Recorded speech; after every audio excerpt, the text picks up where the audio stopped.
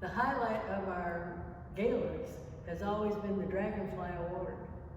And we give the Dragonfly Award for high-soaring achievement, saving and sharing Native American cultures. Some feature of it, or many features of it. It's usually many.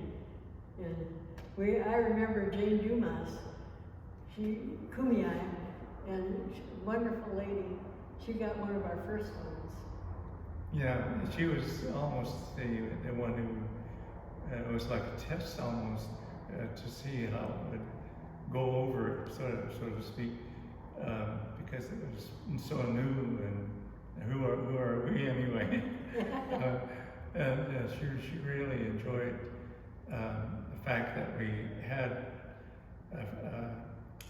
the yucca and was able to serve it in the summer. Oh boy. And was that the one where I made the... You had, oh yeah. We processed it here, I think, we're at the, maybe it was before the center. We were at the clubhouse, the old,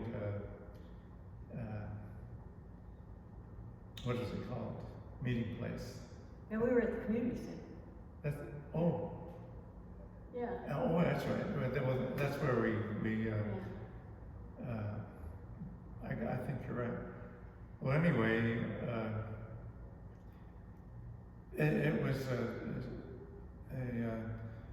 fun to see her take a few bites and then, smile at us. Yes, especially because she liked the way I made it, I guess. That's always a test. Yeah.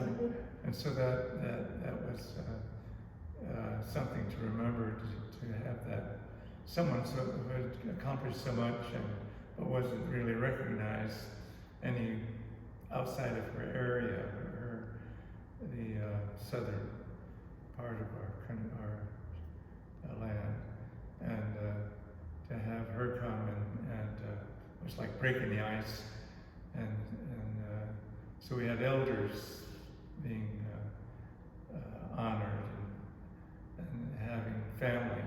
Mm-hmm. So once we got the families to come, all the way honoring someone in their family, they would tell their friends, and so we had an audience, appreciative audience. Mm-hmm. Some people for the first time coming to Morongo, and people from outside of Indian country, and who are non-Indian, and coming to the res and meeting, rubbing elbows with the locals and vice versa. And a friend of mine said, "You're the first one to do this, to get people to come together." And I thought that was strange, because until I thought about it, it's still like a invisible wall, and people, which is self-produced, and it's hard to explain that cultural barrier. I guess the cultural barrier. But we got some of the elected officials from Banning came to several of ours. That's right. And that was a wonderful breakthrough as well, I think. Yeah. And yeah, that's true. And remember Lowell Bean, speaking of families, he drew an amazing number of the families the descendants of people he'd worked with. Right. And that was just so wonderful, because he knew their grandfather, grandmother, aunt, whatever, and so he had a connection to their ancestors. Yeah, it meant a lot to the family members. Yes. To meet him and to talk to him, see him. And his wonderful stories about how they didn't really trust him in the beginning, and they had him cleaning eggs in the hen house, and he gradually got to work with so many of the elders at that time, and that was a critical time, because that was the Hindu generation where they grew up in their culture, steeped in their culture, and then the new way was coming. But like your mother and your aunt, We're the last of that generation. Yeah. So that was an important connection for Lowell. And yeah, it was great. And then we had, in modern day, we had leadership, MaryAnn Andreas and James Ramos. Yeah, that's right. They were both important leaders. Right, and they're people with whom they work, government officials, politicians. They came to. They were invited and were part of our gathering, and that was fun. That was different and new, and so it makes a difference I find the people who really need, as far as we are concerned, to be honored and for what they do, and it really means a lot. Yeah. To a lot of people. And then we had the whole Bill Madrigal family. Oh boy. Which is a lot of people. And boy, was there singing and dancing at that one. Yeah, that was one of the largest group of singers and dancers, probably equal to the time when we honored the bird singers. Yeah, teachers. Levi and John Andreas. And Siva. Alvino, I was one of his students. So yeah, all their students were present, or most of them, and sang for them, and it was so wonderful. Very moving when they sang. And Malcolm Margolin was present, and he really enjoyed that particular meeting. He talked about it later.